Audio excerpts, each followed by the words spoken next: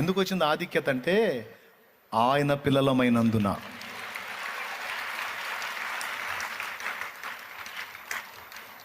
మళ్ళా నువ్వు ఏదో చిన్న పని చేసినా సరే, నువ్వు సామాన్యమైన ఇంట్లో ఇప్పుడు మామూలుగా కొంతమంది పనులు కొన్ని రకాలుగా ఉంటాయి.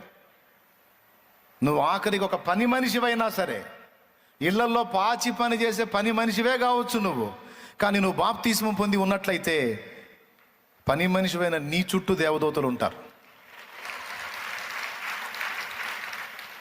అన్న నేను నా బతుకు ఇళ్లలో పాచి పని చేసుకొని బతికేదాన్ని అన్నా, నాకు దేవదూతల కాపుదల ఏంటంటే, సమాజం దృష్టిలో మనుషుల దృష్టిలో నువ్వు పాచి పని చేసే వ్యక్తివే, కానీ దేవుని దృష్టిలో నువ్వు ఆయన ప్రియమైన కూతురివి.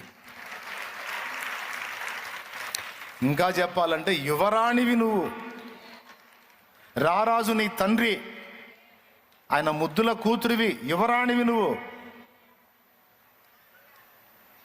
నమ్మితే ధన్యులు, నమ్మకపోతే అన్యులు.